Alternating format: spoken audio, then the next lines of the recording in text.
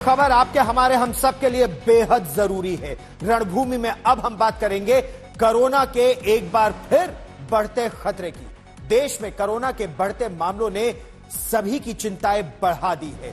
देश भर में कोरोना के एक्टिव मामलों की अगर बात करें तो इस समय संख्या 2600 के पार पहुंच गई है। देश में इस वक्त कोरोना से संक्रमित लोगों की संख्या 2659 हो चुकी है। देश में हर रोज 358 कोरोना के नए मामले सामने आ रहे हैं। देश में अब तक कोरोना से इस वेरिएंट के जरिए के चलते 6 लोगों की मौत की पुष्टि हो चुकी है। कर्नाटक की अगर हम सबसे पहले बात करें तो कर्नाटक में भी बड़ी संख्या में कोरोना के एक्टिव मामले सामने आए हैं। लोगों को अस्पताल भर्ती करवाना पड़ रहा है इस समय। In Karnataka, 92 cases are found. Out of 92, 72 patients are in isolation, quarantine, home isolation. Only 20 are in the hospitals. So far, 3 persons have died, not because of COVID alone, not because of COVID alone. There are other ailments are also there, or there. That is why they are died so far. और कर्नाटक से आपको चलिए सीधे लिए चलते हैं इस समय दिल्ली के निकट गाजियाबाद। खबर इस समय आ रही है कि पिछले 24 घंटों में गाजियाबाद में भी कोरोना के ये जो नया वेरिएंट है JN1 वेरिएंट, इसके 2 मामले पिछले 24 घंटों में सामने आए हैं। 92 केसेस कर्नाटक में थे, 72 को आइसोलेशन में होम क्वारंटीन में रखा गया है। लेकिन गाजियाबाद में भी 2 लोग पिछले 24 घंटों में कोरोना के नए वेरिएंट से संक्रमित पाए गए हैं। बेहद जरूरी है कि मास्किंग एक बार फिर की जाए, मास्क लगाया जाए। और अगर आपको देश भर के आंकड़ों के बारे में इस समय मैं बताऊं तो लगभग 2670 मामले, यानी 2000 इस समय जो एक्टिव केसेस हैं पूरी तरह पूरे देश में। एक्टिव केसेस इस समय भारत में 2669 मामले इस समय देश में हैं और हर रोज 350 से ज्यादा 358 मामले हर रोज बढ़ रहे हैं। अच्छा, जो 6 मृत्यु हुई है JN1, ये मैं आपको बता ही चुका हूं कि JN1 नया वेरिएंट है। इसके 21 मामले सामने आए हैं। 358 नए मामले 24 घंटों में, पिछले 24 घंटों में देश भर में सामने आए हैं। 614 मामले आए थे बुधवार को। तो आप देख रहे हैं धीरे धीरे ये संख्या जो बढ़ रही है, ये चिंता की बात है। 24 घंटों में 3 मरीजों की मृत्यु हो चुकी है, उनकी मौत हो चुकी है। जो 6 मृत्यु हुई, 3 केरला में हुई है, 2 कर्नाटक में हुई है, 1 पंजाब में हुई है। केरल की अगर बात की जाए तो 2341 एक्टिव मामले इस समय केरल में हैं। जैसा मुख्यमंत्री बता रहे थे, कर्नाटक के 92 मामले इस समय कर्नाटक में हैं। मिलन शर्मा मेरी सहयोगी हमारे साथ जुड़ रही हैं ताजा जानकारी के साथ।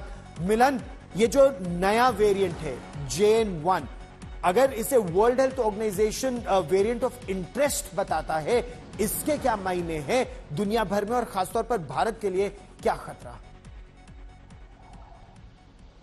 देखिए, JN.1 इस वक्त दुनिया में तेजी से फैल रहा है। चाहे हम बात करें कई देशों की, चाइना, सिंगापुर वगैरह में ये वेरिएंट देखने को मिल रहा है। लेकिन जहां तक भारत का सवाल है, अभी JN1 की सिर्फ 1 केस की पुष्टि हो पाई है क्योंकि वो सैंपल जीनोम सीक्वेंसिंग में गया था।